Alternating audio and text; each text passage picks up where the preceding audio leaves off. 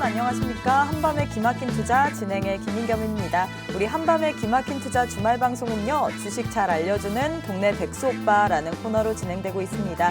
저희 방송 함께 하시면서 3월 전략도 잘 한번 세워가셨으면 좋겠습니다. 방송하기에 앞서서 먼저 참여 방법부터 알려드릴게요. 지금 화면에 네모난 QR코드 하나 보이실 겁니다. 휴대폰 기본 카메라 어플리케이션을 실행하신 후에 TV 화면에 가깝게 가져다 대시기만 하시면 바로 입장 가능합니다. 나는 QR 인증이 안 된다 하시는 분도 계실 텐데요. 문자 샵 3989, 샵 3989번으로 긴본 2글자 보내주시면요. 저희가 10초 안에 웹페이지 링크 하나 보내드립니다. 링크 타고 들어오시면 되는데요. 이렇게 참여해주시는 모든 분들에게 저희가 주식과 파생 상품에 관련된 교육 자료, 주식 유망 종목, 거기에 따른 히든 전략까지 모두 세워드리니까요. 지금 빠르게 입장하셔서 모두 다 받아가셨으면 좋겠습니다.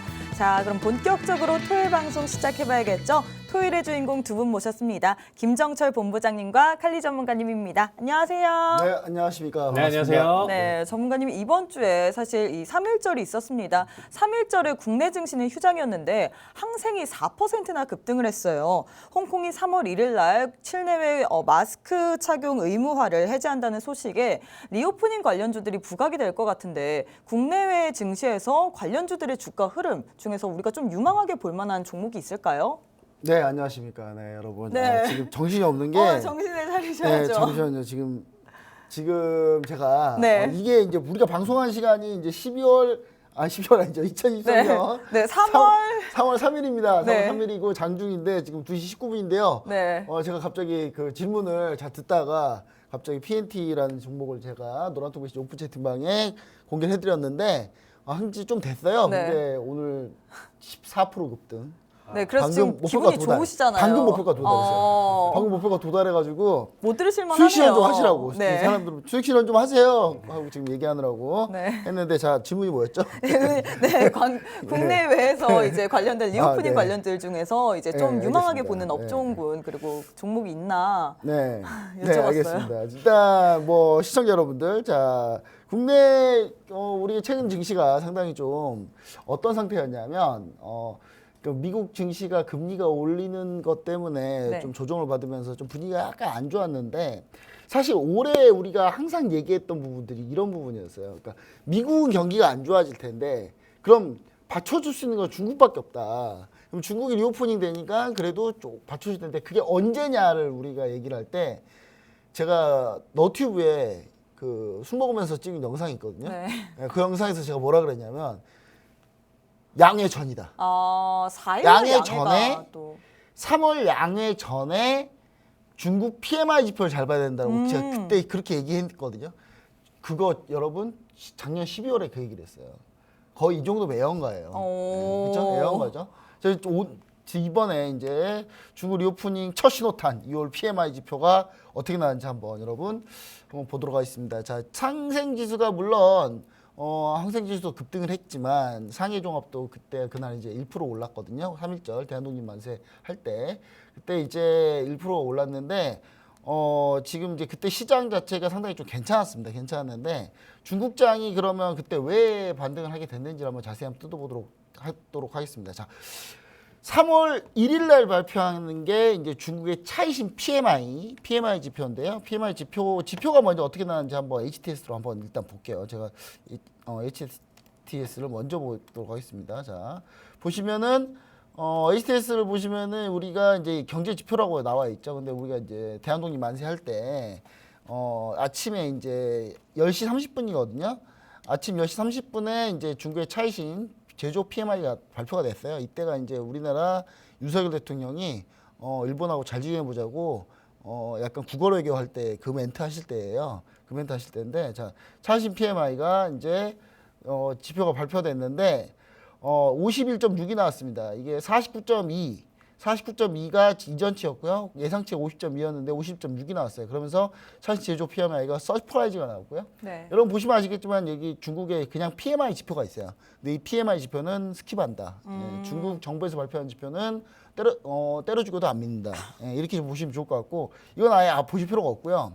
차이신 제조업 PMI, 제조업이 상당히 좋게 나오면서 시장 분위기가 약간 일순간에 이게 2월 지표인데 2월 지표니까 2월부터 중국이 본격적으로 반등을 할 수 있는 건가라는 그런 희망 섞인 기대감이 나오기 시작한 거죠, 일단. 그래서 일단 희망 섞인 이런 기대감이 나오면서 우리 시청자 여러분들이 시장이 올라갔고 어제 오늘 이제 남은 3월 2일, 3일 날 이제 증시가 좀 그래도 약간 호조를 좀 보이고 있는데요.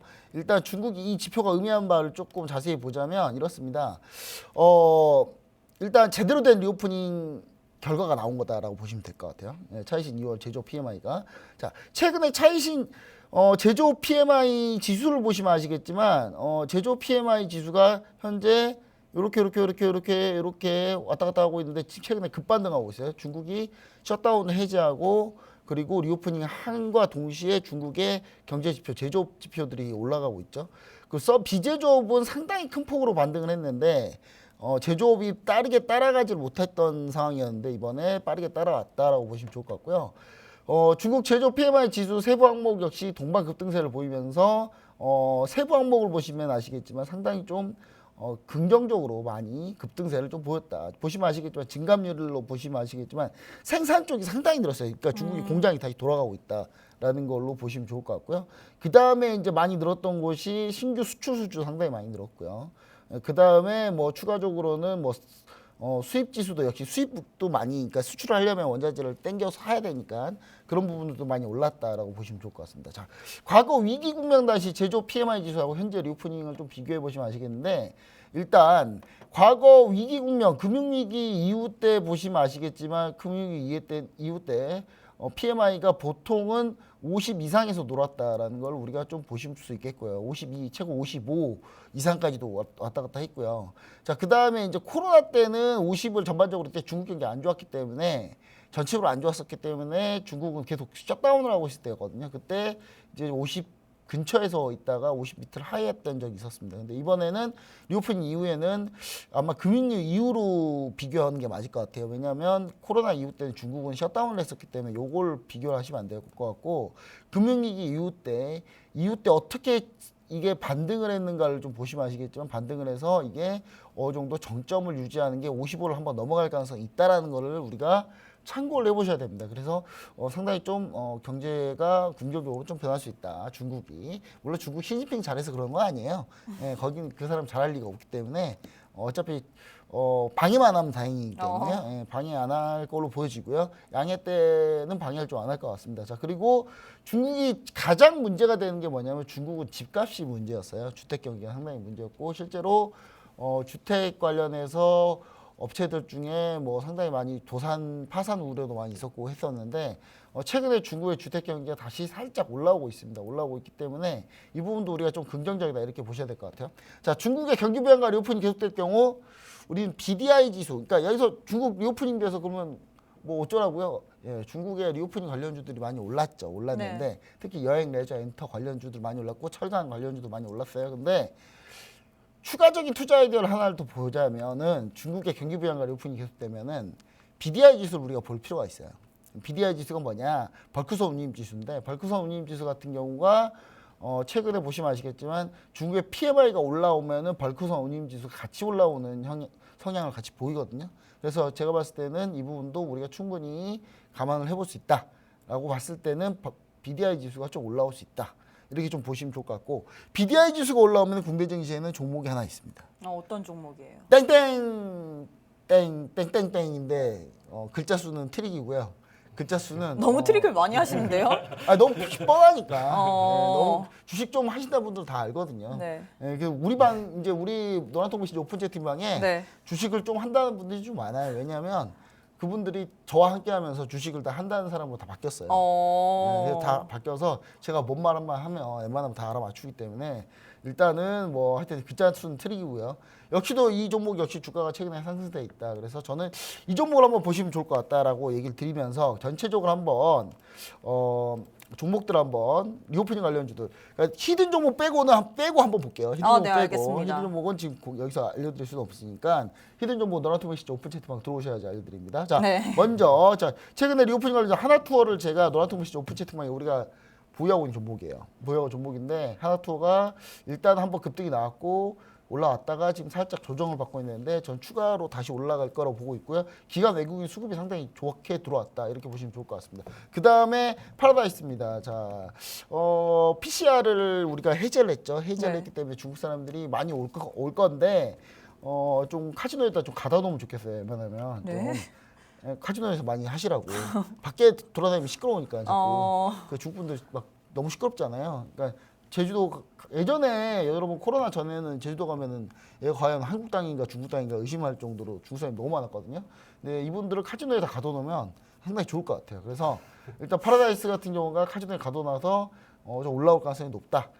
다시 17,700원을 다시 돌파하는 흐름으로 갈 가능성이 높다. 이렇게 좀 보여지고 있습니다. 그리고 화장품 관련주도 또 마찬가지인데 근데 아모레퍼시픽은 사실 뭐 좀 한번 눌렸다가 다시 올라오고 있는데 지금 매수 시점으로 그러니까 화장품 관련주를 매수 시점으로 보는 건 60일 이동평균선에 잡는 건 맞긴 한데 저는 아직 그 화장품 관련주에 손이 안 나가서 일단 여러분들 요걸 보시는 거는 차라리 화장품 관련주 보실 바에 차라리 다른 걸 보자 이렇게 드리고요. 코스맥스도 마찬가지고요.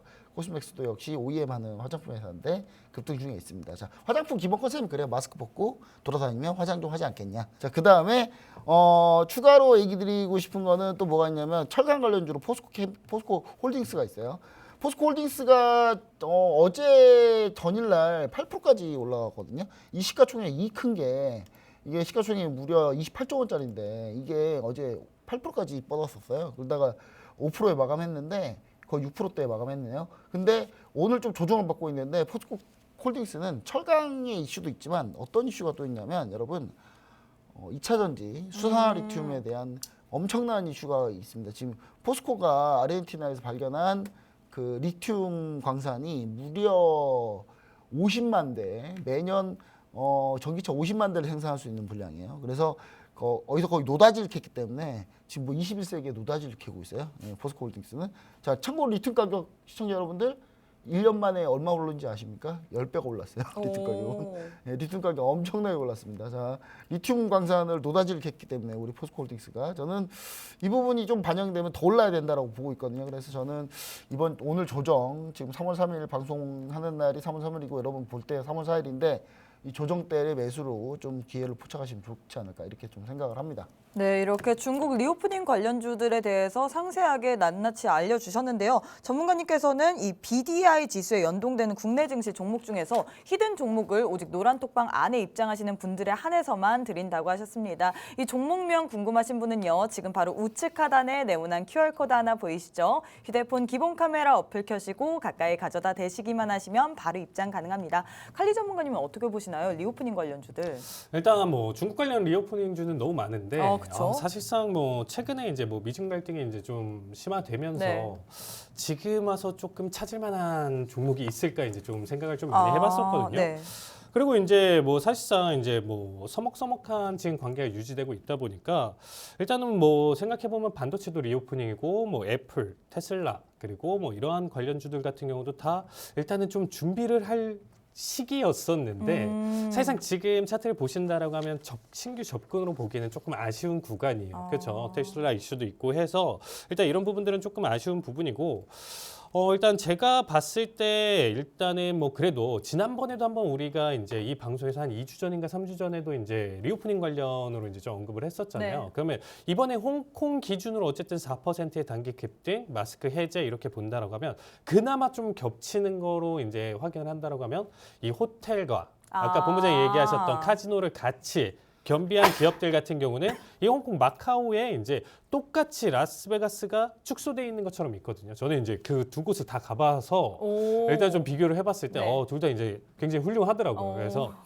일단 지금 봤을 때 먼저 이제 라스베가스 차트를 일단 한번 보시면 이전에도 이제 좀 설명드렸었지만 좀 부정적이었어요. 왜냐하면 이미 너무 많이 올라와 있는 상황이거든요. 그래서 이미 10월 바닥서부터 이렇게 지금 반등을 좀 가져가고 있는 이제 현재 형태에서 이미 상승 자리값에 거의 제가 생각하는 목표가까지 도달했어요. 근데 뭐 사실상 리조트가 여기 하나만 있는 거 아니고 이 관련된 게 하나만 있는 게 아니기 때문에 제가 지금 좀 바라보고 싶은 건 이거 MGM. MGM 같은 경우는 MGM이요? 네, MGM 리조트 같은 경우는 티커도 MGM입니다. 티커도 MGM인데 이거 같은 경우는 지금 바라볼 때 전고까지 돌파하는 데까지 지금 한 $6밖에 남지는 않은 상황이에요. 그래서 이 $6 남은 상황 속에서 지금 좀 바라본다라고 하면 돌파 이후에서도 지속적인 강한 매수세가 나올 수 있고 리오프닝 관련 탄력을 지속적으로 좀 또 볼 수 있는 종목이기도 하기 때문에 요거는 추가적인 상승 흐름 그리고 이제 진입 타이밍 같은 경우는 이제 좀 나중에 좀 설명드리고요. 그다음에 이제 윈 리조트 같은 경우도 사실상 일단 기술적 분석 대응으로 일단 좀 판단을 해봤을 때 기간값이 굉장히 큰 대추세 라인대를 지금 최근에 가장 돌파를 했었던 모습이에요. 그러니까 2018년서부터 이어져 있었던 이 추세 라인대가 상승 돌파를 하면서 전체적인 큰 관점에서 지금 비교를 해봤을 때 다시금 일단은 지금부터 매수세가 이어진다 판단이 된다라고 하면 현재 가격 $113거든요. 그럼 추가적으로 지금 제가 바라보고 있는 거는 $168대까지는 이렇게 상승 가능성이 있는 자리값이다. 근데 사실상 뭐 이미 바닥 대비 너무 많이 올라서 솔직히 말해서 보기 싫어요 이렇게 하시는 분들도 좀 계실 거예요. 그래서 오히려 이제 이 호텔 카지노 쪽으로 이제 말고 만약에 좀 판단한다라고 하면 저는 이 알리바바 아, 알리바바요? 왜냐면 이제 이 알리바바 같은 경우도 이제 뭐 알리페이를 보유를 하고 있기 때문에 이 마스크 해제로 인해서 뭐 리오프닝으로 이제 뭐 소비 뭐 증가라든지 이런 부분 좀 판단을 해봤을 때 수혜를 볼 수 있는 기업인데 특히나 지금 좀 가장 매력적인 게 뭐냐면 이미 뭐 보시면 아시겠지만 리오프닝 관련주 그리고 가장 최근에 모든 기업들 같은 경우가 10월 아니면 1월 때 이제 바닥을 다지고 이미 상승을 보여줬어요. 근데 그 상승 자체가 굉장히 급등을 많이 보여줬었단 말이죠. 그래서 이미 단기 급등을 다 보여줬기 때문에 내가 꼭 사면 거기서 물리거든요. 그러니까 타이밍을 제가 그런 게 아니고 네. 일단 전체적인 내용으로 그쵸. 봤을 때 꼭 내가 사면 거기가 고점인 거예요. 꼭 물리죠. 그렇죠. 거기가 고점이잖아요. 그래서 사실상 이미 계속적으로 차트가 솟아있는 이런 종목들 같은 경우는 상승 매수세 좋은 거 알겠어. 근데 이거 좀 위험한 것 같아. 이런 느낌이 들잖아요. 근데 이 알리바바 같은 경우는 이미 고점부터 타격을 엄청 세게 받아서 $316 이 정도 이제 고점에서부터 네. 일단 $60대까지 내려온 상황이에요. 그래서 일단 이렇게 차트를 보시면 거의 바닥을 기고 있고 최근에도 이게 지금 낙폭을 다시금 이제 한번 단기 반등해서 유일하게 좀 의미 있게 눌러줬다라는 거죠. 네. 이미 10월부터 반등 가져갔었던 거 다 고점에서 놀고 있는 상황에서 얘만 지금 놓여져 있기 때문에 이게 이제 완벽한 제가 기술적 분석에서 가장 하이라이트로 이제 교육을 드리는 역기술 패턴에 지금 일단 전형적인 움직임을 좀 가져가고 있고 뭐 신규 진입 자리도 일단 충분히 지금 양봉 한 3개 뭐 더 부속으로 본다 하면 뭐 5개 이상 보고 나서 진입을 보더라도 훨씬 더 안정적이에요. 그래서 이거에 대한 기대값은 $180대까지 열려 있기 때문에 지금 $89, 뭐 $70대 여기 구간대도 나쁘진 않고요. 그렇죠? 신규 진입 충분히 양봉 몇 개 보고 나서 들어가도 괜찮으니까 살짝 이거에 대한 진입 타이밍이 궁금하다 하시는 분들은 노란톡방에 오시면 제가 정확하게 설명드리도록 하겠습니다. 네, 이렇게 전문가님께서 리오프닝 탄력을 추가로 받을 수 있는 호텔 카지노를 겸비한 종목들 그리고 알리바바까지 주가 진단을 해주셨습니다. 알리바바에 추가적으로 들어갈 수 있는 그 진입 타이밍까지 궁금하신 분은요. 지금 노란톡방 입장하시는 분들에 한해서만 전문가님이 그 타이밍 짚어주신다고 하셨는데요. 다시 한번 기회 드리도록 하겠습니다. 우측 하단에 네모난 QR코드 하나 보이시죠? 휴대폰 기본 카메라 어플 켜시고 가까이 가져다 대시기만 하시면 바로 입장 가능합니다. 그럼 첫 번째 질문부터 해보도록 하겠습니다.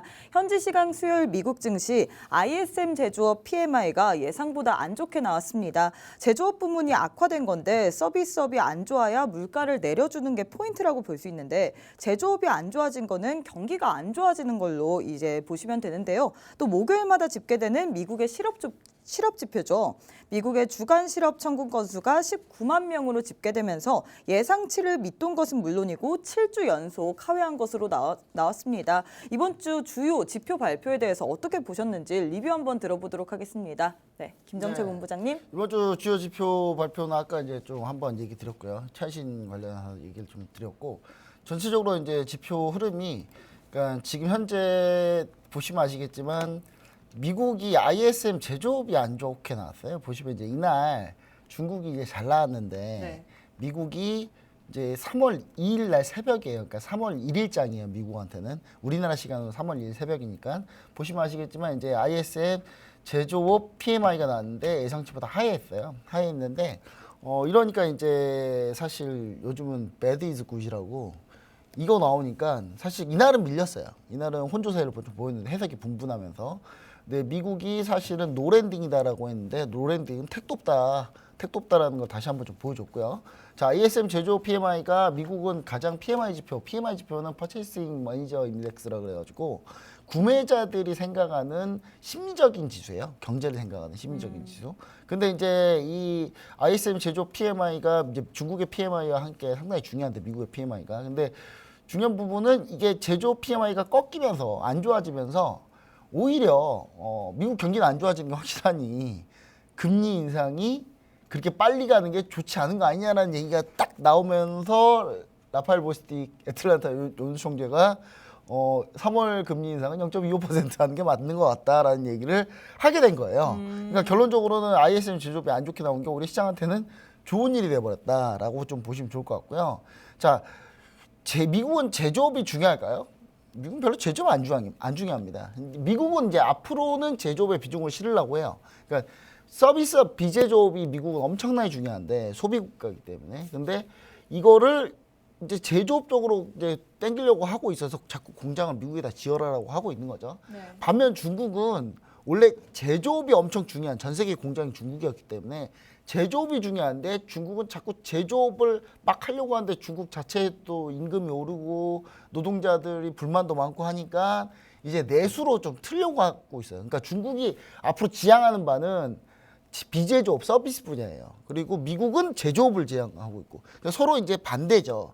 중국은 이제 내수를 좀 관리하려고 하는 거고 미국은 어떻게든 수출을 관리하고 자기들이 물건을 생산하는 제조업 기반을 만들려고 하는 거예요. 근데 그렇게 따지면은 사실 미국은 서비스업이 제일 중요하고 미국이 물가가 안 빠지는 이유 중에 하나는 서비스업 지표 때문에 그래요. 그러니까 서비스업 지표 때문에 그런데 여러분들 오늘 이제 방송을 하고 있는 이 상황이지만 지금 오늘 이제 새벽으로 이제 여러분은 이미 결과치를 알고 있을 겁니다. 네. 여러분 미래에서 온 코난이기 때문에. 근데 저는 지금 3월 3일 날 녹화를 하고 있기 때문에 3월 4일 새벽에 나오는 이 지표를 몰라요. 근데 이 지표가 제일 중요하다. 지금 보시면 아시겠지만 서비스 PMI는 지금 몇이냐면요. 이전치가 55예요.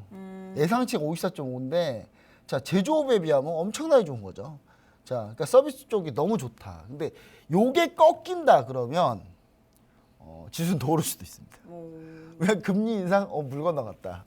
라고 생각하거든요. 왜냐하면 이게 지표가 너무 잘 나와서 지금 이게 문제였는데 이게 지표가 이렇게 밀려버리면 저는 상당히 좀 괜찮은 상황이 나올 수 있다. 근데 서비스업 지표가 여러분 많이 밀릴 거라고 예상하십니까?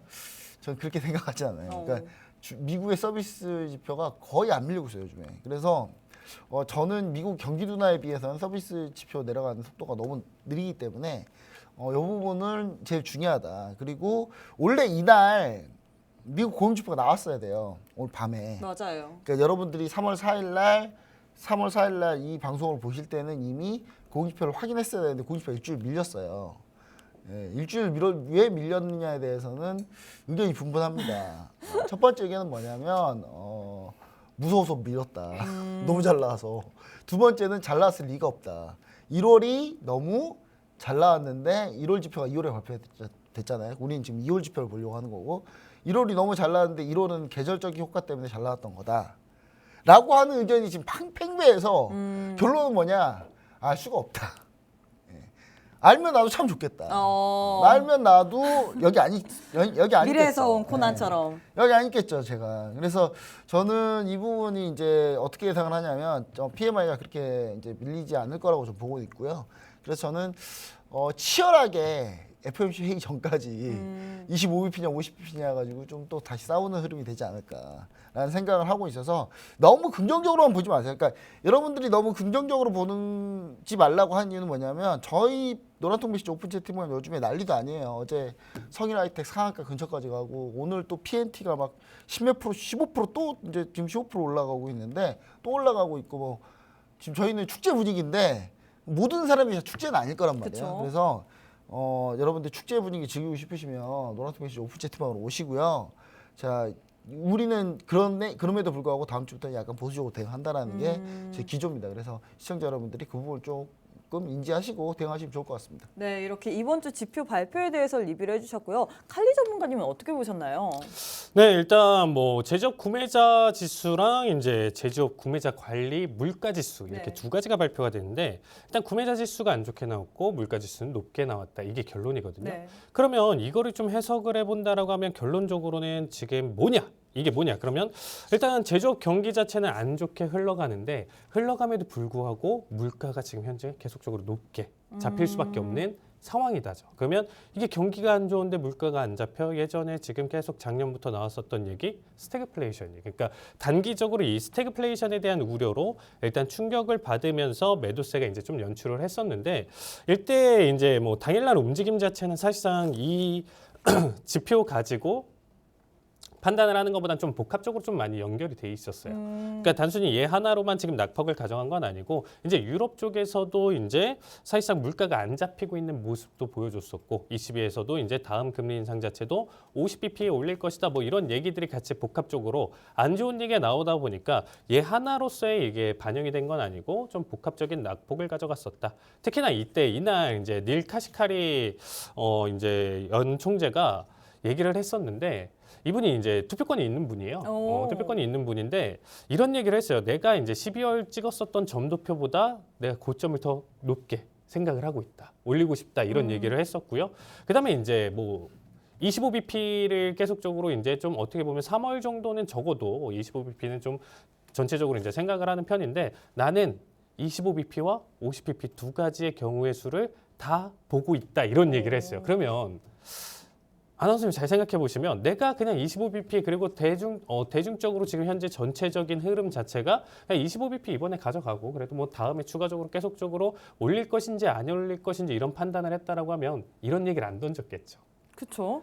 그럼 마음속에 뭔가요? 난 50bp 좀 했으면 좋겠어. 좀 이런 게 하고 싶다, 있으니까. 이런 게 있으니까 그쵸? 이렇게 얘기를 한 뭐가 거겠죠. 있으니까 어쨌든 이런 얘기를 하면서 시장에 일단 단기적인 충격을 줬어요. 그 이후에 뭐 이제 라파엘 보스턴 연 총재 같은 경우는 이제 뭐 25bp로 이제 좀 약간 못 박아주면서 그 다음에 이제 상승장을 끌고 왔었는데 이날 당시에는 이런 낙폭을 좀 가져갔었다라는 거죠. 특히나 이제 목요일 증시까지 이제 좀 본다라고 하면 복합적으로 실업수당 청구 건수가 또 역대 최저치가 나왔죠. 맞아요. 어떻게 보면 19만 정도밖에 나와주지 않는 상황이니까 현재 상태가 결국에는 지금 계속 지표나 이런 해석으로 본다라고 하면 물가는 지금 안 잡혀 있고 뭐 스페인, 독일, 프랑스 할 것 없이 여기에서도 지금 물가 안 잡히고 있다. 그래서 더 추가적인 금리 ECB에서도 50bp를 올리니까 이걸 좀 따라갈 가능성도 있다. 안 좋은 얘기만 나와주고 있죠. 근데 시장이 계속적으로 버텨주고 있어요. 현재 상황이. 그러면 현재 상황 속에서 일단 좀 냉정하게 여러분들이 좀 바라보신다라고 하면 계속적으로 실업수당 청구 건수는 최저치 그럼 고용은 안정돼 있다? 고용이 안정돼 있으면 기업 입장에서는 어떤가요? 임금을 계속적으로 줄 수밖에 없는 상황이니까 뭐 어떻게 보면 전체적으로 기업의 입장에서 본다라고 하면 가격을 낮출 만한 요소가 없겠죠. 그러니까 고용이 안정이 그래도 돼 있는 상태니까 소비 여력이 활발한 상태. 그러면 계속적으로 물가 자체가 잡힐 만한 여력이 없다라는 거예요. 그럼 연준 입장에서 이제 이 내용과 지표를 해석해서 본다라고 하면 더 공격적인 금리 인상이 나아질 수밖에 없는 지표 데이터예요. 근데 시장은 지금 계속적으로 좀 받쳐주고 있는 상황이에요. 그래서 이런 부분들과 지금 좀 복합적으로 놓여져 있는 상태인데 결국에는 시장이 이기냐 연준이 이기냐 약간 요것만 좀 생각해 보시면서 앞으로의 시장 흐름을 한번 좀 지켜보셨으면 좋겠습니다. 네, 이렇게 이번 주 주요 지표 발표에 대해서 리뷰해 주셨습니다. 추가적인 코멘트 듣고 싶으신 분은요. 지금 바로 우측 하단에 네모난 QR코드 하나 보이시죠? 휴대폰 기본 카메라 어플 켜시고 가까이 가져다 대시기만 하시면 바로 입장 가능합니다. 그럼 두 번째 질문부터 해보도록 하겠습니다. 현지 시각 3월 1일 미국의 테슬라의 데이가 열렸었죠.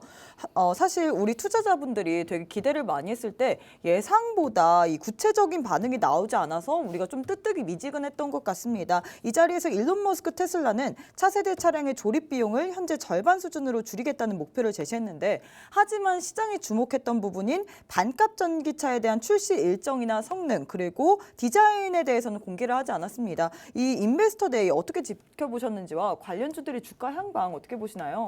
아 진짜 이 테슬라 관련해서는 제가 할 말이 어제 정말 많은데 네. 왜냐면 이제 제가 라이브 방송 대행을 하면서 테슬라가 이제 프리장에서 이미 8%대 낙폭을 가져가면서 스타트를 가져갔거든요. 그쵸. 근데 이거를 말아 올렸어요.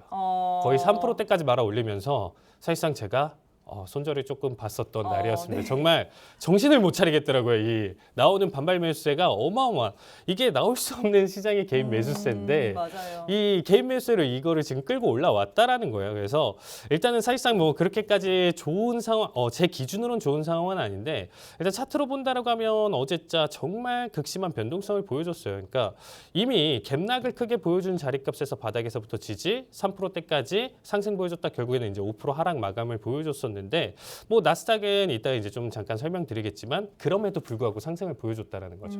그럼 일단 뭐 테슬라, 뭐 엔비디아 같은 이런 두 가지 종목들은 개인들이 너무 사랑하는 종목들이에요. 그래서 떨어질 때마다 정말 이 말도 안 되는 그쵸 매수세가 계속적으로 오는데, 이전에도 1월 달에 계속적으로 상승을 가져갔었던 시장 흐름 때문에 나만 못 샀어. 그렇기 때문에 8% 떨궜어? 이거 매수 타이밍 아니야?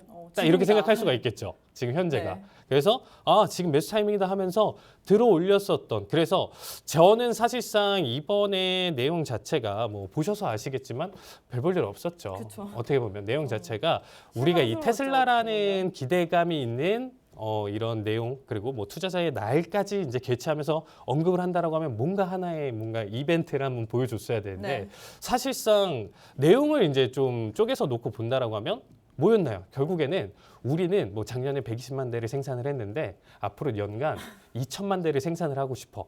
그래서 작년까지만 하더라도 우리 250억 달러 썼는데 1,500달러, 2천억 달러를 투자를 해서, 그러니까 지금 돈을 쓰겠다는 거예요.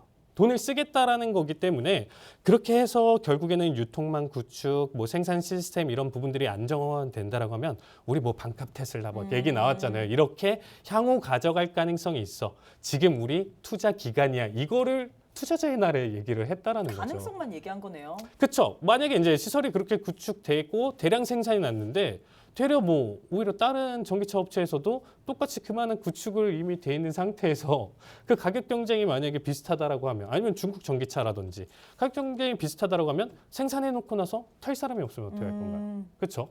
그래서 그런 부분들과 이제 놓고 본다라고 하면 이번에 사실상 뭐 사이버 트럭이라든지 이렇게 좀 언제 생산 가능성, 가격이라든지 이런 부분들이 좀만 더 타이트하게 확실하게 좀 나와줬으면 좋았을 것 같은데, 일단 이 내용 자체는 그렇게 나쁘진 않았어요. 나쁘진 않은데 투자자 입장에서는 결국에는 큰 돈을 쓴다라는 입장에서 일단 낙폭을 보여줬었고, 거기에 따른 지금 반발 매수에 나와준 상황이기 때문에 현재 190달러를 유지하고 있는데, 이미 이제 볼린저 밴드의 바닥 라인대에 지금 놓여져 있다 보니까 사실상 이미 충격을 준 상황 속에서 단기 반등 정도는 노릴 수 있다. 그래서 지금 190달러에서 200 초반대까지 한번 단기 대응을 좀 노리실 분들은 지금이 좀 타이밍이라고 보고 있고요.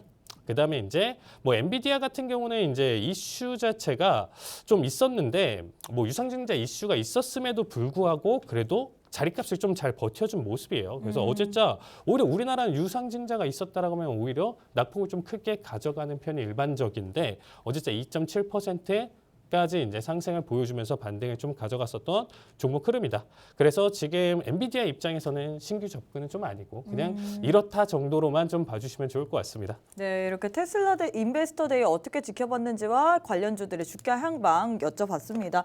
김정철 본부장님 어떻게 보셨나요? 저 어제 테슬라 보면서 오늘 여러분 2차전지 보시나요 오늘? 네. 어마어마하게 달리고 있습니다 지금 2차전지. 왜 2차전지가 달리는지 여러분들은 제가 지난번에 2차전지 교육했던 내용을 들어보셨더라면 오늘 왜 급등하는지 알 수 있어요. 왜 알 수 있느냐? 제가 분명히 얘기 드렸죠. 테슬라 절대 안 된다고. 테슬라가 이번에 한계를 명확하게 들어냈어요. 완전히. 그러니까 저는 이번 배터리 데이, 이번에 그 인베스터 데이 딱 네. 보면서 느낀 거는 테슬라가 결국은 실패하겠구나 라는 생각밖에 안 들었거든요. 왜냐하면 보세요. 우리나라 오늘 차트 보시면 아시겠죠. 여러분. 지금 에코프로비엠 제가 30% 수익이었거든요. 네. 지금 오늘 12% 또 가고 있어요. 50% 찍었어요 지금 수익률이. 그리고 지금 그동안 안 갔던 첨보 같은 전해질 관련 기업이 오늘 8% 급등하고 그쵸. 있고요. 오늘 전해질은 무려 13% 넘게 가고 있네요. 그 다음에 정말 무겁다는 후성도 6%를 가고 있어요 지금. 이 이 말이 의미하는 바가 뭔지 아십니까, 여러분? 심지어 SK 하이테크 분리막 만드는 회사 미래가 없다니 SK 하이테크 분리막은 없어질 거니까 이제 곧 SK 하이테크까지 4% 간다는 얘기는 뭐냐면 결국은 우리나라 소재 관련주들이 다 지금 괜찮다는 건데 왜 괜찮냐는 거냐면 우리나라 배터리가 괜찮을 거라는 걸 의미해요. 자, 볼게요 한번. 자, 테슬라 인베스터 데이 3.0, 2.0까지 좋았죠. 예, 좋았을 겁니다. 기분 좋았을 거예요. 3.0 하고 나서 완전 망했는데 자, 멕시코 신 공장 신축 새로운 내용만 얘기 드릴게요. 전기차 생산 비용 절반으로 저감.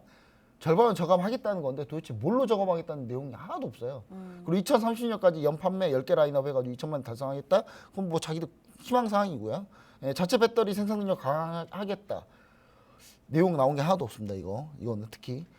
그리고 뭐 가족용 월정액 충전 요금제 도입 발표 요거였는데 테슬라 인베스터 데이 3.0에서 제일 중요했던 부분 뭐였냐면 전기차 반값 전기차가 나오느냐 구체적인 내용이 나오느냐고 두 번째 사이버 트럭이 언제 출시되느냐 결정 지어줘야 되는데 둘 다 결국 아무것도 없었어요.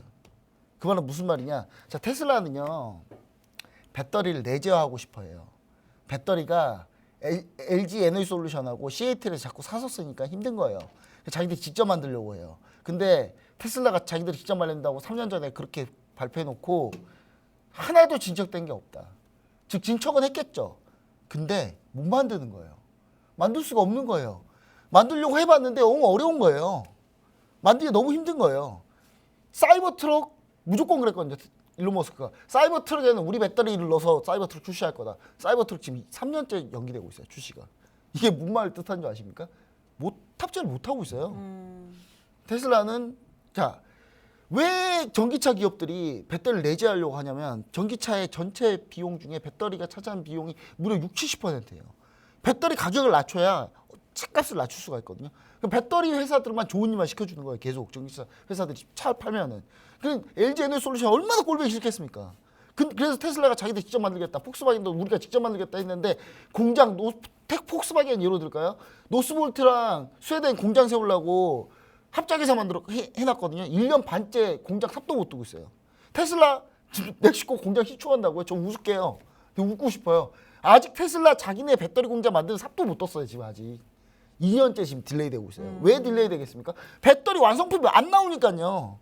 절대로 안 나온다니까요. 안 나올 수 아니 뭐 LG 에너지 솔루션, 삼성 SDI, SK온이 뭐 바보입니까? 얘네들이 뭐 몇십 년 기술력 축적해가지고 이걸 한 건데 단 몇 년만 얘네들이 할 수 있을 것 같습니까? 절대 못합니다. 테슬라 완전 이번에서 한계를 완전히 드러낸 거고 이거 드러내니까 바로 한국 쪽에 있는 모든 배터리 관련주들은 아 한국밖에 없구나. 한국만 봐야 되겠구나.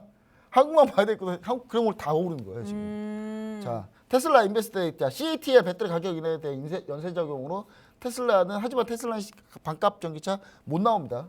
자, 배터리 내재화 결국 테슬라는 실패할 가능성이 높고요. 테슬라가 LFP 배터리를 고집하는 순간 테슬라 망했어요 완전히. 테슬라 소프트웨어만 해야 돼요. 제가 봤을 때는. 자, LFP 배터리 한계가 명확해요. 절대 LFP 배터리로는 앞으로 전기차 배터리 시장에서 절대로 살아남을 수가 없어요. 지금 테슬라는 당장 쉬운 LFP 배터리만 죽어라 하고 있는 거예요. 어쩔 수 없이 중국과 같이. 그냥 중국과 같이 침몰하는 배에서 같이 손잡고 춤추고 있는 꼴밖에 안 되는 거예요. 지금 현재 상황이. 자, 여러분 제가 장담하는데 5년 내로요. 삼성전자 시가총액보다 LG 에너지 솔루션 시가총액이 더 높을 거예요. 여러분 이거 틀릴 것 같습니까? 저는 이런 거는 거의 안 틀려요. 자, 사이버 트럭 역시 자체 배터리 내재화 실패했습니다. 자, 국내 배터리 장악력 점점 늘어날 거고요. 자, 중국을 제외한 전 세계 배터리 시장 점유율 우리나라가 60%입니다. 예. 어떤 상황인지 여러분 잘 생각하셔야 돼요. 자, 관련주 땡땡땡땡땡땡땡 하나 있는데 네. 이거 배터리 관련주 중에 안 오른 거 유일하게 좀 찾느라고 힘들어 죽을 뻔했습니다. 이거 한번 이거밖에 좀 없어요. 오늘 다 가가지고 오늘 네. 이거 꼭 보시면 좋을 것 같습니다. 네, 이렇게 테슬라의 데이 리뷰와 함께 이 관련주들 중에서도 배터리 관련주를 히든 종목으로 주셨습니다. 히든 종목에 대해서 궁금하신 점 있으신 분은요. 지금 바로 우측 하단에 네모난 QR코드 하나 보이시죠? 휴대폰 기본 카메라 어플 켜시고 가까이 가져다 대시기만 하시면 바로 입장 가능합니다. 여러분들이 칼리 전문가님의 실전 매매 너무 궁금하다고 하셔서 오늘도 하이라이트 영상 준비해봤습니다. 하이라이트 보고 오시죠. 자, 돌파 자리까지 나왔죠. 그러니까 가야 돼요. 요거는 가야 되는 게 정상인데 앞에서 주문 보여줬어야 접수 완료. 되니까 두 번째 자리는 손절하면 안 됐어요. 여기는. 자, 여기는 일단 리스크가 좀 있죠. 자, 일단 129짜리 값이 5일선 부근이니까 적어도 중심까지는 버텨주는 게 조금 더 좋은데 5일선 부근이니까 단기적인 음봉에 좀 당할 수 있는 부분이라서 일단 30일짜리를 제가 조금 더 고수해서 보는 게 저는 맞았다라 생각했는데 한 번 더 잡힌 거 얘는 조금 선 넘었다. 자, 이제는 밴드 확실히 뚜렷하게 좀 찢어지는 움직임인데 자, 12시 타이밍 변동성이니까 자, 조금만 더 지켜보도록 하겠습니다. 처음으로 지금 오늘자 기준봉 출현했죠. 본장 기준으로 가장 큰 사이즈의 지금 장대 양봉 출현하면서 이 중심값이 지금 133 부근이에요. 중심 지지 보여주면서 지속적으로 전구 뚫는다. 이거는 추세가 잡히면서 상단 찢으면서 넘어가는 매수세가 나올 가능성이 높은 구간 해석이다라는 겁니다. 자, 1차 자리값은 일단 300불 자리값 나왔는데 정리 보실 분들은 지금 봐주시고요. 155 자리값 유지하면서 보여주는 자리. 일단 밴드 상단 라인 대 폭이기 때문에 얼마든지 눌러줘도 이상하진 않다. 이제 찢는 거 기대값 가지면서 보는 거예요. 그래서 어쨌든 최소 본절 139짜리 값 애매하죠. 지금 봤을 때는 129짜리 값이 좀 더 좋은 자리인데 자, 139짜리 값 터치 보여주더라도 지금 앞에서 너무 많이 흔들었기 때문에 특정 추세 210까지 요거는 계속적으로 좀 끌고 가는 자리로 봐주시면 되겠습니다. 좋습니다. 이거는 좀 더 빠르게 나와줘도 괜찮아요. 지금은 어우 좋습니다. 아, 기분 좋게 움직이네요. 자, 190까지 보통 이렇게 밴드를 찍고 윗골이 잡히면 일단 조금 힘 빠지는 움직임 연출되고 있고 자, 일단은 5일선 이탈은 없기 때문에 165짜리 값은 같이 확보 보면서 가져갈게요. 이제는 165 터치하면 자, 이탈 자리값 나왔고 자, 500 주문 접수 완료.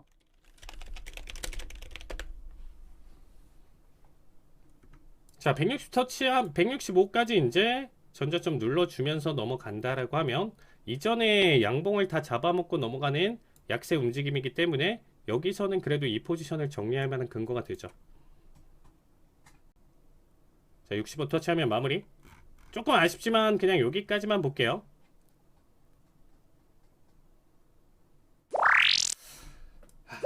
이것도 잡히네요. 그쵸? 자, 매수 체결. 자, 19,999. 주문 접수 완료. 자, 일단 단기 기대값 자체는 상단 라인 때 바라본다라고 하면 100 이전까지는 일단 상승 가능성 염두에 두면서 바라볼 거고요. 그렇죠. 이렇게 올라와 줘야죠. 그래도 좋습니다. 자, 50대까지 일단은 상승 흐름 나와주고 있고요. 더 가져가야 되겠죠. 일단 60 터치에서부터가 대응 영역이다라고 봐주시면 되겠습니다. 자, 3스틱 최소 좀 바라볼 수 있는 구간. 제가 지금 노리는 거는 지금 단기 돌파 자리값 수렴 형태에서 돌파 이탈 자리값에서의 기대값이기 때문에 단기적으로 일단은 100 초반대까지 볼 수 있다. 그렇게 되면 뭐 사실 뭐 95나 뭐 이런 자리값까지 해석해서 본다라고 하더라도 나쁘진 않을 것 같고요. 돌파 자리값 나왔고요. 자, 55 이번에 가자.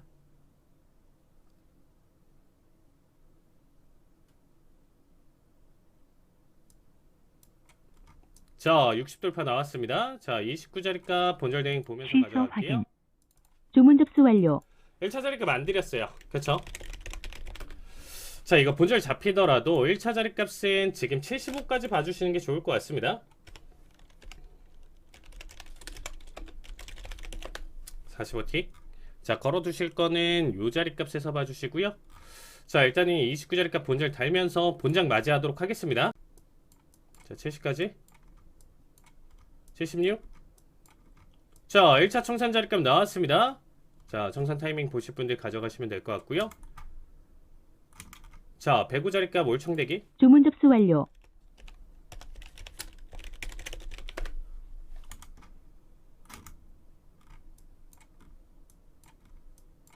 조금만 더 욕심 내볼게요. 자, 1차 자리값은 지금 나왔고요. 45틱.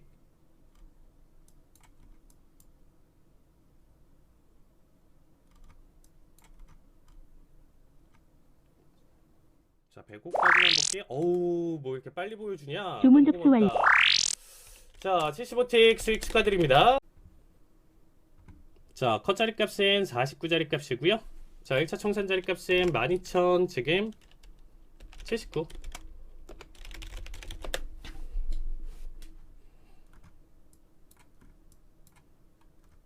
자, 터치를 강하게 보여줬기 때문에 터치 이후에 반등 자리값 타이밍으로 조금 더 빠른 템포로 보긴 했습니다. 보긴 했는데 어쨌든 이거 관망하면서 지켜보면 먹을 자리는 아예 없어져요. 뭐가 됐든. 그쵸? 자리값 포인트가 가볍기 때문에 먹을 자리가 없어서 지금 일단 조금 더 공격적인 대응으로 가져갔다라고 봐주시면 되겠습니다. 일단은 여기 구간 저항이냐에 따라서 돌파를 못할 가능성도 있는 자리값입니다. 자, 이제 여기 구간 중요하죠? 뚫고 넘어갈 거냐 안 넘어갈 거냐인데, 자, 일단은 첫 밴드 찢는 자리값, 자, 78까지, 자, 79 미리 걸어두세요. 자, 지금 1차 청산 자리값 터치, 자, 400불 자리값 나왔고요. 자, 최종 청산 자리값은 지금 105 자리값 볼 건데, 자, 어쨌든 지금은 최소 본절 자리값 달면서 취소 보면 확인. 되겠죠. 자, 주문 추세가 접수 몇수 완료. 강력하게 나와주고 있고, 자, 본절 대행. 자, 더 보실 분들은 일단 본절 대행 보면서 가져가는 거고요. 자, 올청 자리값은 105 자리값 보도록 하겠습니다. 자, 저점 79.25였습니다. 한 틱 차. 자, 이번에 터치 보여주면 마무리.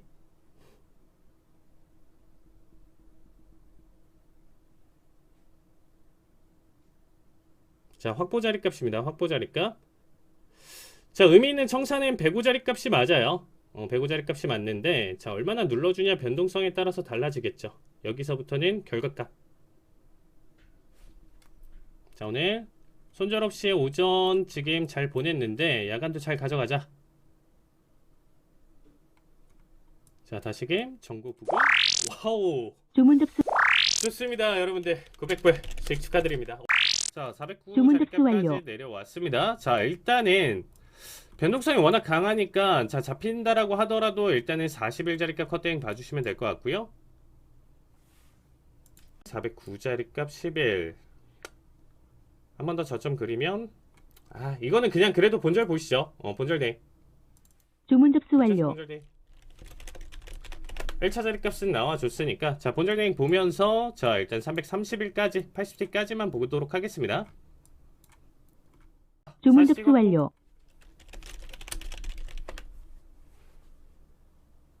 자, 371 자리값 1차 청산 자리값 지금 확보 보면서 가져갈게요. 이제는 말아 올리면서 이탈 자리값 나오면 아쉽지만 40씩 청산으로 마무리 보도록 하겠습니다.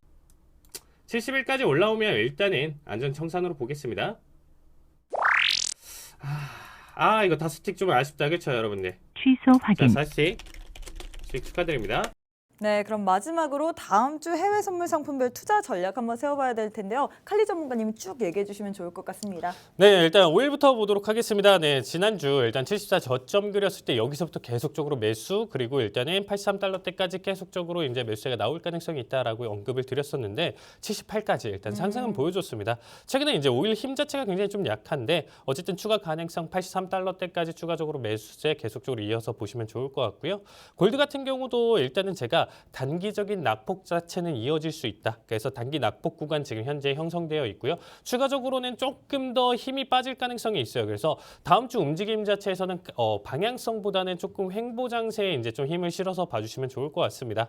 그 다음에 이제 나스닥 같은 경우는 일단 12,000 지금 일단 11,800대가 이제 이전 상승분에 따른 이제 절반분이거든요. 그래서 이제 이 0.5 구간대에서 이제 강하게 반등 자리값을 한번 보여줬다 보니까 여기서 이제 단기 매수세 기대값을 이제 12,300까지는 상승 자리값을 다음 주까지 좀 이어갈 가능성이 있다. 근데 여기 300에서 400 구간대가 거의 이제 좀 맥시멈 고점이다라고 좀 생각하는 구간이에요. 그래서 여기 부근대에서는 이제 좀 종목들 정리하시면 좋을 것 같고요. 일단 좀 마지막으로 구리 설명드리면 단기적으로 일단은 상승 하락을 좀 반복하면서 좀 제자리 걸음이었다.